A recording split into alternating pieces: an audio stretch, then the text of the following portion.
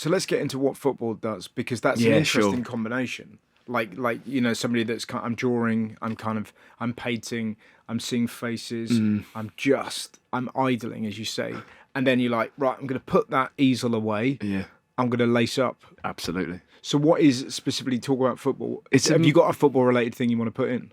Yeah, I think thinking about it, new pair of football boots is a fine thing, innit? Listen, you don't have to tell me that. I know. I think in our time, Russell, we've. I think that was one of the first times that we became mates. Yeah. Was we were kind of salivating over each other's footwear. 100% in the changing room. Is that terrible? No. Football's just. There's something about a new pair smell. of boots. The smell. The touch. Well, it's like that's one of the great things about spending a lot of time in city centres, and you're on your own travelling around this country. Yeah, you get to go into a lot of JD Sports, and you have a look at boots. Yes, you do. What are plastic blades? What are moulded blades doing these days? Yeah, exactly. Let's have a look. Let's see what the kids' boots are doing. Unbelievable. A new pair is a fine thing. What's your favourite pair of boots? So what's the young James Bay wearing? What was I wearing? Something. Predators, I imagine. I wish. No, you don't. Nah, I was wearing something. Puma Kings? I don't even know if it was a known brand, Russell. Oh, wow. With all respect to everything. Right. I remember a pair of boots that were called... I remember my first pair of football boots. The brand was Arrow. Oh, yeah. But I don't know how sort of big they were. I always wanted some Umbro boots like Shearer, because he's the absolute ultimate legend. I don't know if I ever got the Umbro boots. I remember a pair of Diodoras that used to make me think I was like Roy Keane. Yep. And Stan Collymore famously wore Diodoras. There you go. But he was wearing New Balance boots, and he used to put a Diodora over the top, and he lost his contract. That is wild. Yeah. I've never heard of that. That's insane. Well, you're not addicted to madness like me, James. I remember reading that in Shoot magazine. I used to get Shoot. I had pages of Shoot like plastered all over my walls. Yeah. I always wanted the Total 90s. I always wanted Predators, but the Nike Total 90s with the sort of, remember adverts for Edgar Davids and stuff with the laces down the edge. Yeah, incredible. Used to love all of that. But like so it's very exciting, a new pair of football boots. I remember like trying to bend the shoe so that it would help my foot be more of a curve, so that I could curve it into the top corner better. Yeah. I mean, that was very 9-year-old me. No, but if I just do this, I'd say to my brother, like, no, just wait, watch this. I love all that absolute stuff. nonsense. I used to write little notes to myself, and I'd pop them in the boots. So I'd sort of like, I'm going to score 3 goals, put it in my right foot, and then I go, an assist from you, please. And then I'd pop them in. That's amazing. Of course, because men love kit, but for football, you've only got the boots. Mm. If you're a cyclist or something, you can get... Nothing. Well, that's it, isn't it? Like you can get those little nose things that Robbie Fowler used to wear. Yeah. That apparently used to give you an extra 20%. Should we do that? You can get those kind of nose guards. Shinpads. Oh wow! I remember my dad bought me my first pair. I was doing like some summer holiday football camp, and the guy running it was selling shinpads out the back of his car. Right. And so, yeah, I know. yeah. I vividly remember him opening his boot and me going, "Wow, those are the Umbro ones that Alan Shearer uses," and they were his like signature ones. They had his signature on the shin pads. Nice. It was the greatest day of my life. I also remember as a Newcastle fan, in our town when the lovely like independent sports shop was closing down. Sadly, it became like a Vodafone shop or whatever. But I ran in there looking for a Newcastle top, and all they had as a 9-year-old boy or 8-year-old boy, they had an XL. I had an extra large 97, 98 season. Good time though. Great time. It was one of the last brown ale tops. It was one of the last ones. Everything was quite central. Had Adidas and the logo like all sort of down the middle. And I got it and I absolutely drowned in it. It was so massive. But like I wore it all the time. It was like, it really did that 90s thing where it feels like you're wearing like a boat sail. Well, and what does football do for you then? Well, this is it. There's an immediacy. It's happening and you've scored or you've missed one or like you've defended something and then it's sort of all over and you've got a lot out. I find I've sort of, the exertion is a huge part of it because I am a ball of sort of pent up energy. And I think that's sort of why I create and perform for all of the sort of perception of my music as like gentle in any way, which is absolutely fine, by the way, because I do make like ballads and all that stuff. If you see me live, there's a lot of energy to it. This is super geeky, but for any guitar players listening, I use really heavy strings because I hit the guitar very hard with my right hand because I've got to put my adrenaline and my energy somewhere. I can't be that gentle about it. except for like maybe Let It Go, where I'm like finger picking. Yeah. But like I just have a lot of physical, emotional like energy. Yeah. Football is such an amazing release for that, and it's like I like the sort of team sport thing. You can sort of stand out, but you can also sort of work as a team. It's like friendly, like, but it's competitive. I have a bit of that, you know. Because by the way, like I was looking at the competitive thing recently, and I was like, why do I like that? Why am I that? I'm trying to put on a show. Yeah. And I'm not to get too deep, but it's like it's about looking for approval. There's a lot of that going on for me, I think, to this day, and it's not the only reason I sort of create and make music and want to play football, but like. It's looking for. I'm looking for someone to say you're all right. Well, and that is the great thing about a goal. Absolutely. You are all right. It's tangibly correct.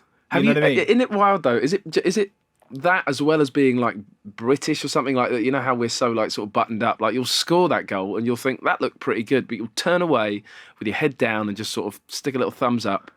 And carry on. Like you look, watch like the Copper America. They're like, except for my brother, who goes absolutely mad. He's the best. There's something good about the fact, like Daniel celebrates how you should do. Absolutely, he's right. not an escaped piglet. Yeah, but he hasn't lost that 8-year-old boy of like, yeah. He's like, you remember Maradona when he was on drugs in '94? That's my brother after every goal, and he still rings me up. Because he plays footy on a Monday. Yeah. So he'll ring me up and go, you should have seen it, honestly. 20, 25, 30. Do you know what I mean? It's always like, well, it was 35 yards out on a 5-a-side pitch, probably 40. I've absolutely lashed it. I'm proud to say I got to do like the soccer aid stuff and all of that, which is very exciting, but I feel like quite a professional when I play football with Daniel. Yeah. I'm not going to lie. It feels like there's like a real captain on the pitch. Yeah. Respect. He definitely. But He makes you work hard. He makes you work hard. He makes you believe in yourself. I wish I could play on the same side as my brother without going at him. But I've seen that, yeah. Yeah, we have an unfortunate kind of like niggle.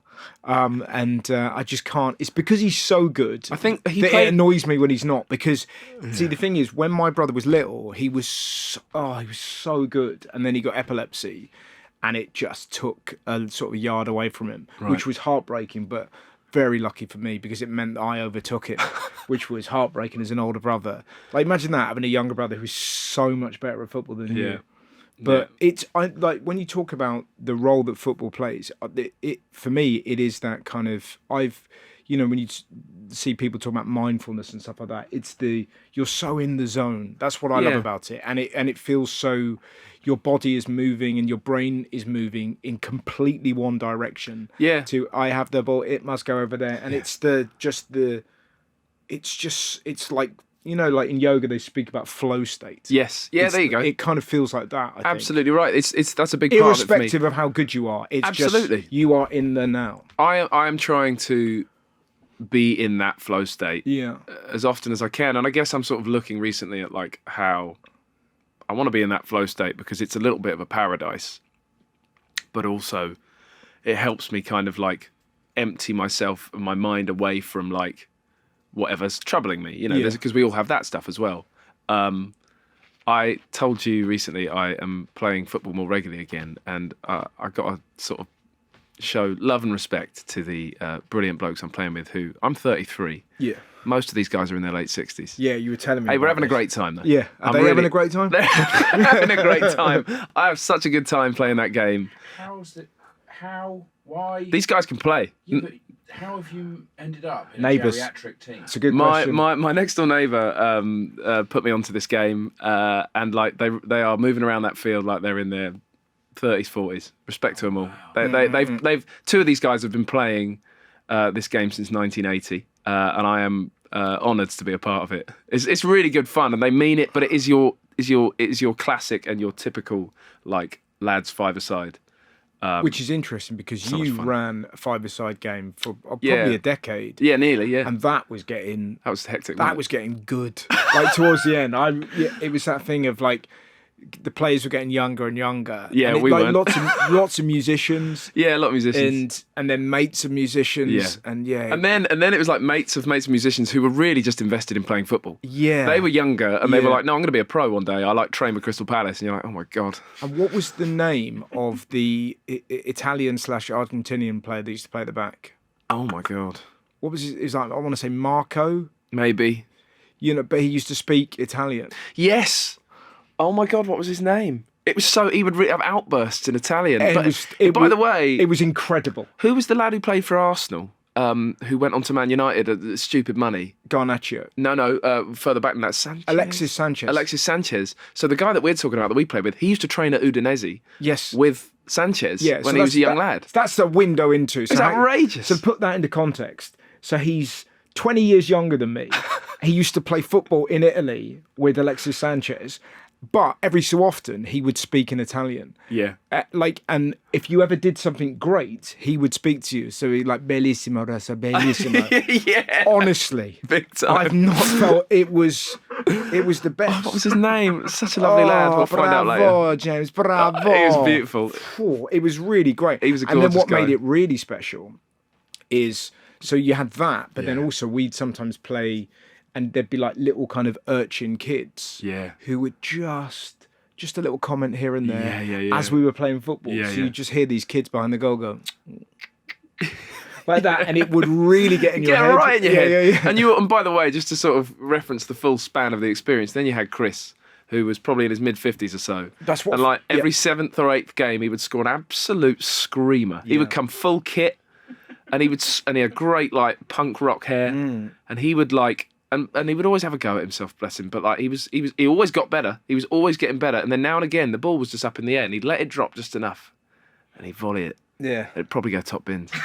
Everybody'd lose it. Everyone dropped to their knees. Yeah.